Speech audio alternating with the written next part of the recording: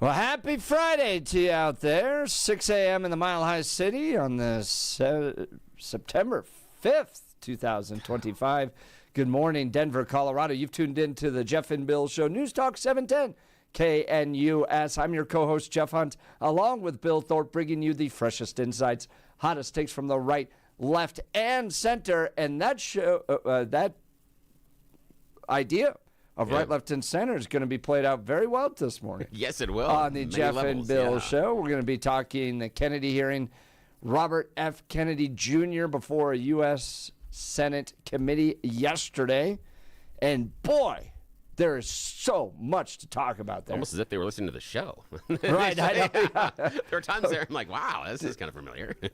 Bill, our show is 1,000 times more productive than what happened yesterday. I'm so happy you had that reflection too, because at times I'm rolling through this thing going, this is a waste of time. You're just yelling at each other. That's all it is. You're not actually doing anything other than just yelling. Discussion. And at one point they're like, this isn't a podcast. And I even went and thought to myself, well, a podcast might actually be a better use of everybody's time here. It might actually be informative. Right. It might actually get somewhere. I was surprised on both sides how many times, we'll talk about this during the next couple of hours with the audience, how many times there were platitudes without information.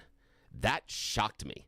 That statements made by both RFK Jr. and the senators at times, they didn't have the receipts behind them. They had these phrases and then nothing. I'm like, really? I was very, very disappointed, but I will talk about it. And then I came away from all of that going, really, this is what we want to happen to our health care? We want to run it through this machine? Oh, yeah. And the best part about it is special interests and one side going, you're a conspiracy theorist nut, and the other side going, well, you're just compromised by all big pharma. And I'm just going, these are the guys that I want. And this is what hurts me the most. Every one of them involved makes significantly more money than you, I, and the audience. And 100%. Like, this is their job. I'm like, they get paid for this. Oh, God. How many of us in the Jeff and Bill audience could have easily stood up there for whatever reason and yelled at somebody during a testimony and gotten paid more money? Holy crap.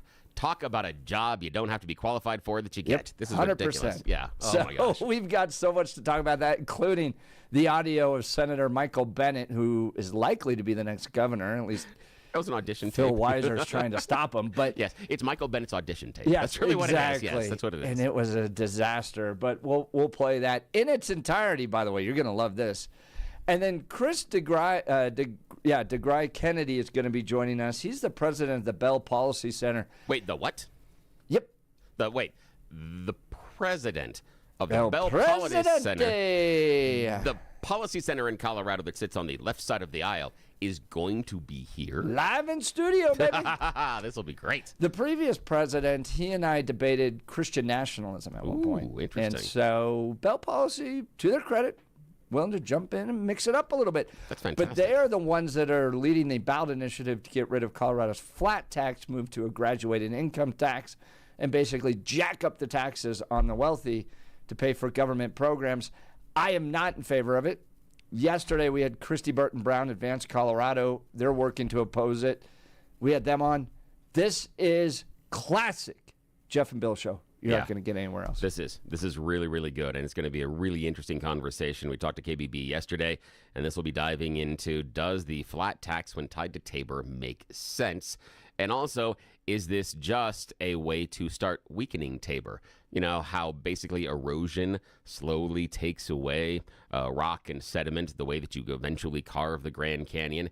Is this just another measure of erosion that is directed towards Tabor to eventually take out the mooring so that it collapses? I'm curious. So we'll see. Jeff Hildebrand will be joining us in the 9 o'clock hour, as well as Dr. Ashley Graves with Alternatives Pregnancy Center, as they're hosting Tim Tebow coming up. So, lots of news to cover, lots of people swinging by. This is going to be a show you're going to want to be a part of for its entirety. Now it's time for News and Comment with Blake Olson. Blake Olson. Blake Olson, News and Comment. Good morning, TGIF. 56 and mostly cloudy in Denver, expecting a high of 71 today. The Canadian smoke that you saw and smelled Thursday cleared out a little this morning after some rain in the area. This portion of the news sponsored by Pastor Camp Heating and Air Conditioning at 303-777-1234 to learn more about special savings opportunities on Lennox equipment. Our top story. A month ago, we could get COVID vaccines by just walking. You can into a still get pharmacy. COVID vaccines, You Senator. are taking that away. No, you are So still. let me You can ask still you get the one more COVID vaccines, question, and Medicare Secretary will still Kennedy. pay for them, and Medicare. Oh, man, it just went on and on. Great entertainment. RFK Jr. stood his ground against all the politicians getting paid by Big Pharma, including Pocahontas. You Kids will tell still the pay for head of the CDC that if she refused to sign off on your changes to the childhood vaccine schedule, that she had to resign. No, I told her that she had to resign because I asked her, "Are you a trustworthy person?" And she said no. So if you had an employee who told you they weren't trustworthy, would you ask them to resign, Senator? So I'm sorry. Yeah, I would. Elizabeth Warren with her little fake outrage, she gets paid big time, almost $1 million. I think over 800,000 by Big Pharma. RFK Jr. said, "Hey, we're fat, we're out of shape, unhealthy, and we haven't done our job in this country." And the politicians push back on him, especially on vaccines. It's just all political theater, as Jeff and Billy talked about. Every Republican got corporate PAC money for the pharmaceutical industry. Democrats as well. Everybody is corrupt, but you? Is that what we're looking at? I don't think so. And I think the issue I now... don't even know what you're talking about. Well, I think you do know what I'm talking about. Bernie was actually right there, and that's a good answer by RFK Jr. I don't know. You guys are the ones that get paid. I thought you were going to say something. No, I just thought it's so funny to It listen to is, them. man. Yep. After, what was that, 2-3 hours, you're like, I mean, I agree with you guys. I mean, my head was spinning. I mean, just to come out of that and go, why would we run our healthcare decisions through that machine right there? Yes. Because I agree. you do have people that I think are compromised. They accept money from these big pharma, and Bill has been skeptical of big corporations forever. So you could be right, left, it doesn't matter. Yeah. You could be skeptical about what their intentions are, and then you probably got a little bit of conspiracy theory in there. And so we as a country have decided, that's the little machine we're going to run our healthcare decisions There's a through? phrase that comes to mind when I was watching that, and it's "This is why we can't have nice things." Yeah. That's pretty much it. That's the reason. That's exactly the It's reason. true. It is so true. I agree with you. Hey, a recent poll shows many Denverites think the jury is still out on Denver Mayor Johnston, with 51% saying he's started moving things in the right direction but needs to do more. Democratic pollster from the Colorado Polling Institute, Kevin Ingham, says it'll be interesting to see if the numbers pivot. This isn't necessarily what I was looking for, or I don't feel like the progress has been made that I was promised. Johnston's favorability and unfavorability ratings are at 46%, but unfavorability has increased 8 points since last year. A majority of Denver voters say the mayor has made progress with the homeless. The governor of Illinois vowing to take legal action if 47 sends the National Guard to Chicago. Azar's big boy Pritzker has said that he expects federal immigration agents to assemble in the Chicago area by today and begin actions tomorrow. The governor says his office will immediately go to court if military troops are sent to the Windy City. Wait.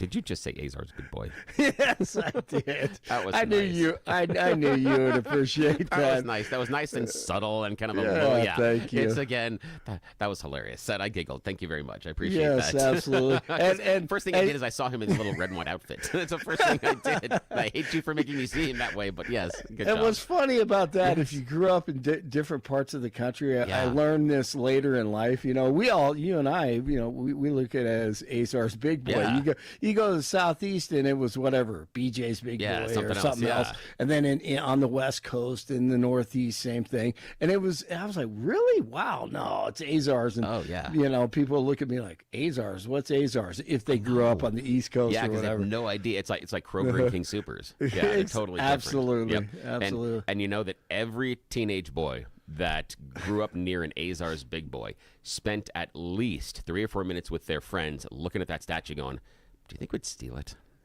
How could we take that? Every single teenage boy had that time. Put it in front of the high school. Yes, exactly. Everyone's like, and someone goes, well, my dad's got a socket wrench in the truck. So there's part of a plan. And so some acted on it, some didn't. But every little teenage boy had that plan at one point or another. My uncle has a Bobcat. Exactly. We could borrow the uncle's pickup truck. I'm pretty sure we could. Exactly. Yeah, exactly. Got a big chain. I know. There was always part of a plan. Yes. I love it. That's great. DJT played host to more than 20 high-profile tech CEOs Thursday for dinner at the White House. The guest list included Meta founder Mark Zuckerberg. Oh, great. Apple CEO Tim Cook, Microsoft founder Bill Gates, evil, who should be in jail, OpenAI founder Sam Altman. They took turns praising 47 as they pushed for limited regulation on artificial intelligence. Elon was not there. The new administration is scrapping a Biden-era plan that calls for airlines to compensate passengers for flight delays. Last December, the Department of Transportation sought public comment on a plan to require airlines to pay passengers up to $300 cash for 3-hour delays and up to $700 for longer delays. On Thursday, the DOJ said it was dropping the plan consistent with department and administration priorities. NFL kicked off last night, and the Cowboys had 3 or 4 really good chances in the end. Pressure at least showing it. And they are bringing it. And Prescott's lofting it. CD couldn't bring that one in either. CeeDee Lamb had a chance to make a big catch and help the Cowboys there. Oh, absolutely, yes. 6 seconds in. Yes.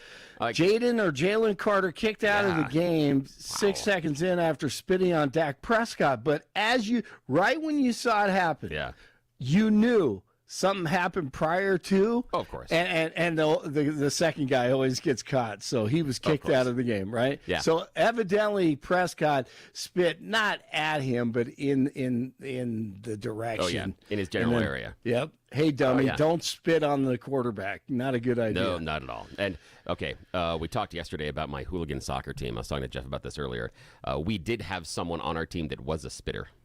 That would spit on you in certain situations, and actually would use that whole idea of spitting towards your shoes as a way to antagonize you, to create an altercation, to get another player carded or get a foul. Yes, absolutely. The idea of coming around, and it's not on him at that point, but that guy actually did a couple of times. You get into some other altercations other times, and he's like, oh, yeah, well, F you too, pushes the guy, and then spits on his chest. Yeah, I've been there. Man. I was telling Jeff there was one tournament where my buddy did that, and I'm like, damn it, we're going to have to fight. Here we go. Okay, I want to fight today. We're fighting. Yeah, it was one of those, like, I'm getting dragged into this. Man. It's always the second guy, and I was talking to Adam Walker, who's doing the video this morning. Why, in this day and age, would you do this on an NFL field? Because of all the cameras. There's no way to get away with something like this without being seen. There's no way to do it. Absolutely. Yeah, why would you? And the quarterback, I mean, there's a camera on the quarterback every second. Yes. I know. So stupid. Yeah, that's why the real football players will tell you when you want to get even, you do it in the pile. Because nobody can see what happens in the pile. Exactly. Giving them the business. Do you guys remember that? Remember that referee? Yes, I used that in the show open at one point. Yes, 15-yard penalty for giving them the business. Yes, I love that. Man, I got stuck right in the ribs. I mean, someone ripped, like not pinched me, but I was under a pile like that one time, and I got someone grabbed me by the ribs and ripped me, broke my skin, and that's when you get hurt in football. That's the dirty stuff. Yep. freaking piles. Oh, yeah. No doubt, man. Hey, the Chargers play tonight, and I was thinking about Stephen. Hopefully, Stephen's doing well. He is. He's doing. We got some updates on him. He's doing really, really well. Yeah, everything's doing fantastic. Yeah. Thinking about him every day, and yeah, that's right. So the Chargers play tonight. Hopefully, he can watch that game. They're playing in Brazil. Yeah, that's a good place to play American football, Brazil. Okay, on a side note, since we're just going to take this thing into so many tangents today, kind of annoys me as an NFL fan and also my family being a season ticket holder that they take these games, put them somewhere else, and you're like, what? But hang on, I thought I was paying the season that what? Who? Yeah. Yeah. Exactly. Yeah. I'm just like, this is so stupid. I get. Oh, you want to market the game? Look, American football will never catch on around the world. Okay, no, get over it. Forget it. Yeah. Okay, it's our deal. Forget about it. Yeah, and soccer does it in the off season. They don't take the teams during the season and go play in a different country. It's so they do it in the stupid. off season because then it's like preseason. It's a tour. The complaints inside the league about we can't have more games. We can't have more games. You keep taking the games away from the stadiums we have. Yes. Going somewhere else. How can you tell me we can't have enough games if you keep taking them away? No offense, preseason. I don't want to hurt your feelings, Billy, Yeah, yeah. but I hate soccer stadiums. They're too wide, and it's good for soccer, but for football, it's like whatever. It's so stupid. I agree that it's different in soccer and football. What you need inside the stadium is completely and totally different. However, I think there are some stadiums that are designed very nicely and smart. There are some that aren't. However, I'm an old guy. The older stadiums are better, in my opinion, in soccer because they're built more to keep the fans closer to the field. Yeah, the they're new more ones narrow. Absolutely. Exactly. The new ones are wider, and you're right. It's more of a spread-out bowl, just like we got when we went from Mile High to the one we have here, and soccer's doing it worse. Yeah, you're absolutely right. Yeah, some of them make are it like atrocious. a huge spaceship, and you're like 500 yards away from the sidelines, which is ridiculous. You're right. I hate that. Yeah. Okay. Well, Although thank you. if you want to feel good, if you want to feel good about our stadium here, when they're talking about they need to replace the stadium, go take a look at Old Trafford, which is the Manchester United home stadium. Okay. It sucks. It's so bad. It's, again, check that out. Pretty stadium, but what you need to go look at it when it rains. There are holes in the partial roof that they have, and it will pour water down on the fans. So think about it. You pay to go to the game. You're sitting there, and if it's too much weather, you're soaked, and there's nothing you can do about it. I mean, it is a torrential downpour, as if it is like just pouring buckets. Like you go to like Pirates Cove, and eventually that big bucket spills. That's the kind of water coming down. Yeah, I could see it right now. And the team refuses to rebuild. Yeah, it never rains there. Oh, never. That's one thing it never does in England. It never rains during the game. Oh, never. Yeah. Why would you address that? Yeah. The best part about it is they can't come to the city and say, build us a stadium like they can here. Because the city's just going to go, get bent. Yeah, they don't care. So the owners are refusing to build a stadium. It's their fault. But yeah, just on a side note, if you want to feel better about our stadium, if you want to have when they're saying, oh, our stadium's worn down, we got to replace it, go show them pictures of Old Trafford and say, once we get to here, then we can have a conversation. That's a great point. 53 in Boulder, 54 in Englewood, 56 in Denver. Jeff and Billy continue TGIF. Blake Olson, News Talk 710 KNUS. Cooler temperatures, a smoky haze, cloudy skies, and there will be a few isolated showers and thunderstorms today. Highs only low 70s. Lows tonight will be cool down into the mid to upper 40s. Warming Saturday.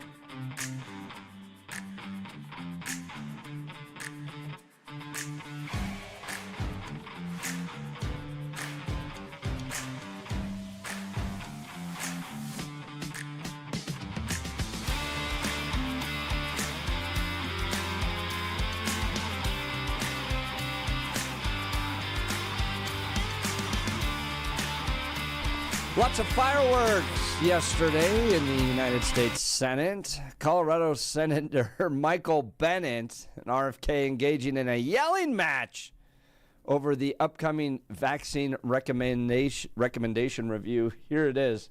Mr. Secretary, thank you for your attention. In June, you fired every member of the well-qualified panel that was charged with recommending vaccines to the CDC. No one in your job has ever fired every committee member all at once. That month, you told the American people that you were, quote, going to bring great people onto the ACIP panel, not anti-vaxxers. Are you aware that one of the people you put on the panel, Dr. Robert Malone, claimed that the commonly used mRNA vaccine, quote, causes a form of AIDS and can damage children's, quote, brains, their heart, their immune system, and their ability to have children in the future? Yes or no, Mr. Kennedy? And Dr. Malone is one of the inventors. Yes or no? Yes or no? Were you aware that he had that view when you appointed him to this panel? Dr. Malone is one of the inventors. As I said, Dr. Malone is one of the inventors of the mRNA vaccine, so he knows a lot more about it than I do. Mr. Chairman, that statement is not true that Dr. Malone made. Just as it wasn't true when you wrote that, quote, African AIDS is entirely different from Western AIDS. Are you aware that another one of these new members, Dr. Levy, wrote that, quote, evidence is mounting and indisputable that mRNA vaccines cause serious harm, including death, especially among young people? Yes or no? Are you aware that he said that? I wasn't aware he said it, but I think I agree with it. You agree with it? It's not true. It wasn't true when he said it. It is not true when you said it. Secretary Kennedy, later this month, your new panel will meet to consider changing vaccine recommendations for American children. In addition to the COVID-19 vaccines, they are set to review recommendations for the hepatitis B vaccine, for measles, for mumps, for rubella and varicella vaccine, and the RSV vaccine. These are common back-to-school vaccinations for children all over the industrialized world. If you change that, you owe parents in Colorado and across the country the benefit of some transparency, I think. If your panel recommends changing the vaccine schedule for children, do you anticipate that fewer children will receive these common vaccinations, yes or no? What I would say, Senator, the obvious answer is yes. Should parents and schools of Colorado be prepared for more measles outbreaks as a result of that, Mr. Secretary?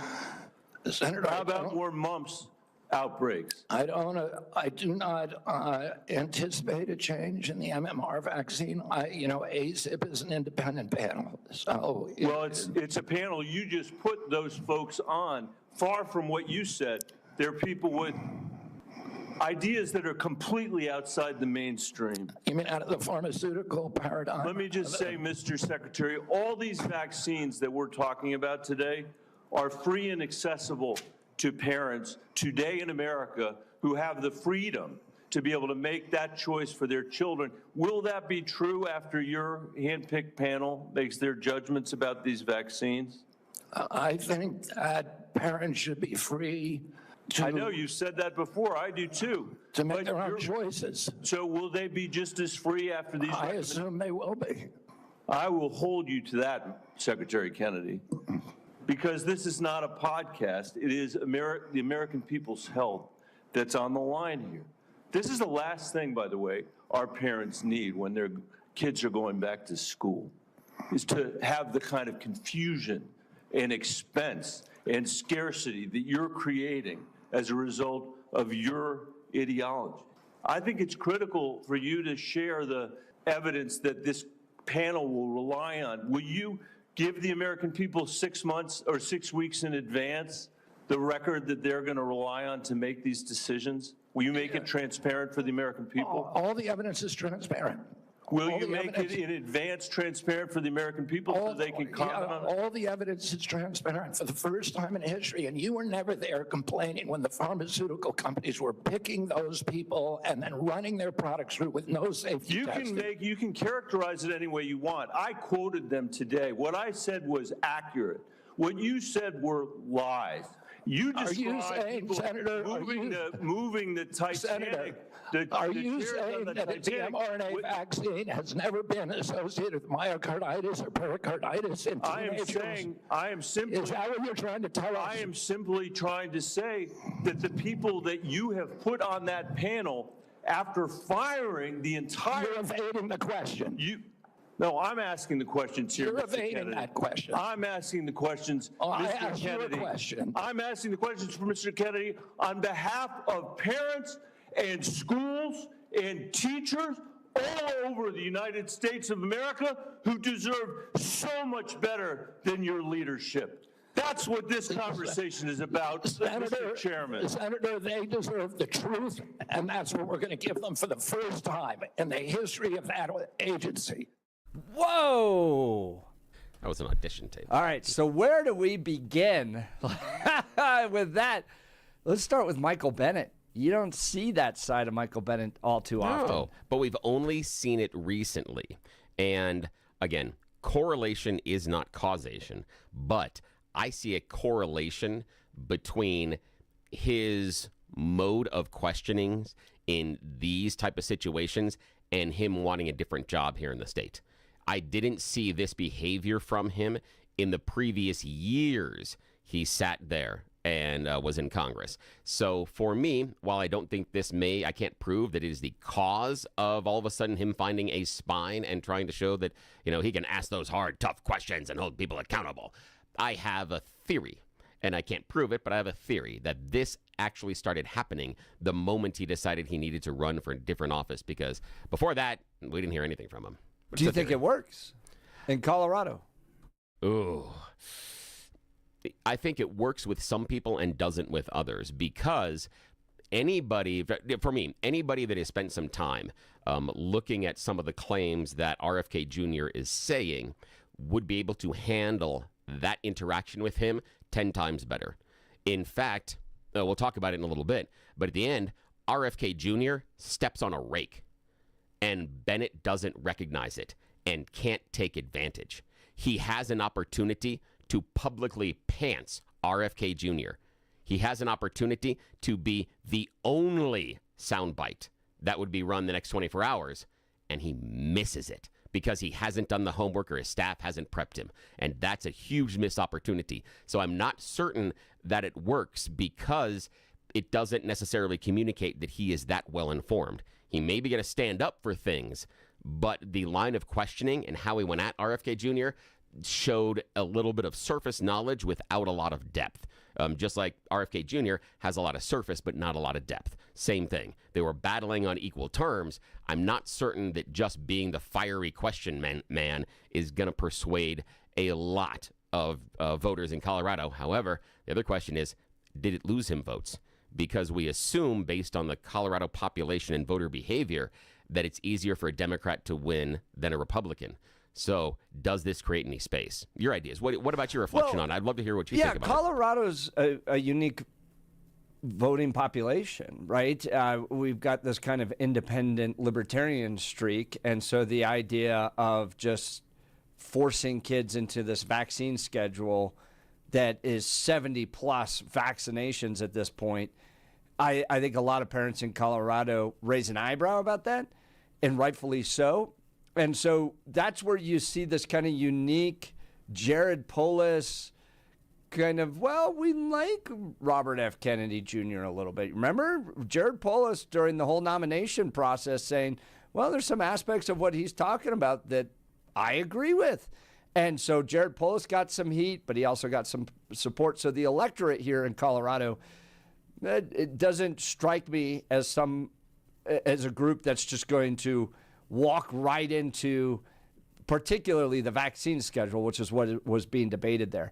And to give you kind of an overview of the terms of the debate, so to speak, that happened yesterday, you had Democrats look at Robert F. Kennedy Jr. and go, you are compromising the vaccine schedule that's been set up. People are going to die because they are now vaccine hesitant, is what the phrase they use. But they're basically not going to follow the schedule that's been set up. And you're going to get people with measles outbreaks and people are going to die as a result of it. That was the Democrats' argument towards Robert F. Kennedy Jr. You're a kook. You forced out the good scientists and you put in a bunch of conspiracy theorists. You hear that at the beginning. And that's going to create a problem and people are going to die. Now, Robert F. Kennedy Jr.'s response was, you all are compromised. You are motivated by Big Pharma. They write checks to your campaigns. Big Pharma has infiltrated the CDC and the vaccine schedule. We're giving vaccinations to kids that haven't gone through the proper testing, that the people that sat on that panel previously were stooges for the pharmaceutical companies, that we've set up a system where doctors get paid based upon the number of vaccinations they give you. So the entire system is compromised. It needs to be reformed. I'm the guy reforming it. And the reason you Democrats and even some Republicans yesterday are so concerned about this is not because you actually care about the health of people. It's because you are doing the bidding of the people that are writing checks to your campaigns. And that laid itself out over the course of like 5 hours. And what they did is they gave each of the 27 senators 5 minutes. So the entire thing was this like one-off. Yes, no. Secretary Kennedy, well, you're compromised. Senator, well, you're not answering my question, Secretary Kennedy. And so you just sat there as an American citizen going, what has happened? Yeah. And how can you possibly solve anything or get anywhere in that 5 minutes? And the example would be as much fun as Congressman Crank and I had last time he was on here. That was so much fun. We got into it. It was much longer than 5 minutes, and it took longer to get there. And so the idea is that you're pointing out is some of this is absolutely forced. Some of this is you've got to come out as hot as you possibly can, just like maybe we can reference the NFL game last night. In the first 6 seconds, you start spitting on people. That escalated quickly. We went from tweet, start the game, to wait, hang on, nothing in between. And that's what I felt yesterday, too, is that we went from the starting whistle to all of a sudden, I must kill you on both sides. It was depressing that these people are in charge. So here were the arguments that I heard from Robert F. Kennedy Jr. that I want to ask you about, Bill, and get your response. One was he brings up the sickness that Americans have, that we at one point, and it's early and all that stuff, but the idea of chronic, there we go, chronic sickness. Okay. He makes the argument that chronic sickness was at 1.3% in this country, then 11%. We're now at 76% chronic sickness. That National Institute of Health, that the CDC, that our institutions that are supposed to help keep us healthy are failing to do so. That we actually have a very serious chronic sickness issue. And in his mind, it comes down to environmental poisons, healthy style of eating and what we're putting in our bodies, and lifestyle choices. And we're not getting that equation right. We have poisons in our environment. We're not eating good quality food, and we're not exercising right. And because of that, we have this massive spike in chronic illness. And then the other thing they seemed to really focus in on yesterday was the vaccine schedule, that it's gone from a handful of vaccines to now 70 plus, some numbers saying even into the 90s, the amount of times a kid's going to be jabbed. And Robert F. Kennedy Jr. saying that some of these vaccines have not been tested the right way. What's your response to those two concerns that Robert F. Kennedy Jr. brings about? One, I understand the idea and the question about chronic illness. However, if we looked at rates of death for some of these illnesses that we had vaccines for, prior to the vaccines, the rates were exponentially higher. So the number of people that died because of measles was exponentially higher before the vaccine. Same thing with polio. So the idea of not having the vaccines or not having this doesn't lead to more people alive. We just had 2 children die from measles in Texas for the first time in decades. That is totally 100% preventable. Those kids, if vaccinated, would be alive. That is proof of function of the vaccine. We've seen that for decades now. But we made choices. And so the idea that without the vaccines, we would have more people alive, I disagree with. That has not been shown functionally through science. Doesn't work that way. The other thing, I can understand the idea of our lifestyle and some of the chemicals that are being placed into American foods. I do agree that we allow chemical compositions into our foods that aren't allowed elsewhere in the world for really, really stupid reasons. Absolutely stupid reasons. And I agree with that. But I also remember the last time around Democrats were proposing restrictions on additives in food and lifestyle. It was about, don't you tell me what to do. Don't you tell me. It's my freedom and my choice. I remember hearing about, don't have the government tell parents what they can and can't feed their children. And what I'm hearing from RFK is the government should be telling parents what they can and can't feed their children, because that to me is the logical end of where he's going. If he's like, we're concerned about, okay, you can put out all the recommendations you want, but if you're going to change it, you have to clamp down and you have to make sure certain things don't happen. And that's control. Are that's you what I'm curious concerned about the way that big food and big pharma have gamed the system at all?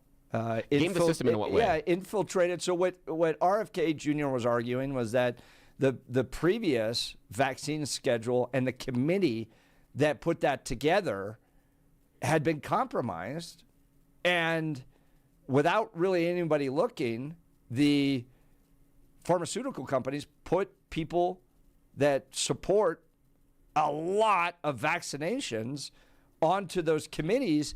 And as you heard against the challenge of with Michael Bennett, is that Robert F. Kennedy Jr. is going, look, when the pharmaceutical companies were placing all their handpicked people on these vaccination committees, you didn't ask any questions. You never raised any concerns. And now we're giving kids 70 plus vaccinations. And where I'm intrigued, and I think that there could be concern, is not that all vaccinations are bad. I'm not completely anti-vax. But why do we jump, therefore, to the conclusion that all vaccinations are good and all vaccinations are necessary? I think it's up to the parents, and it should be a conversation. Is this particular vaccination necessary? Some of them, I think, are important. Yeah, measles, mumps, polio, those types of things, sure. But, for instance, the American Association of Family Physicians is recommending COVID vaccinations for 6-month-olds. Is that necessary? So we make these leaps. And what I saw yesterday during that debate was jumping back and forth. Some making the claim that RFK Jr. is against all vaccinations. And what I'm dealing with here is we have the head of the Health and Human Services that's an absolute conspiracy nut and is going to harm all of our kids by saying that all vaccinations are bad. And then the other side would go, well, you think pumping kids full of 70-plus vaccinations before the time they turn 18 is somehow necessary and good. And I think the average American goes, well, I think some vaccinations are good and important. I don't want our kids getting polio, but do they need to take 70-plus between the time they're born and the time they're 18? Maybe we have a conversation about this. And I think most people probably are falling in the middle there. But yeah. And we'll get to the phone call here in a second. Joan, we'll get to you in just a sec. One of the things Kennedy, to me, has never been able to prove his statement that the people on the vaccine board were handpicked by pharma.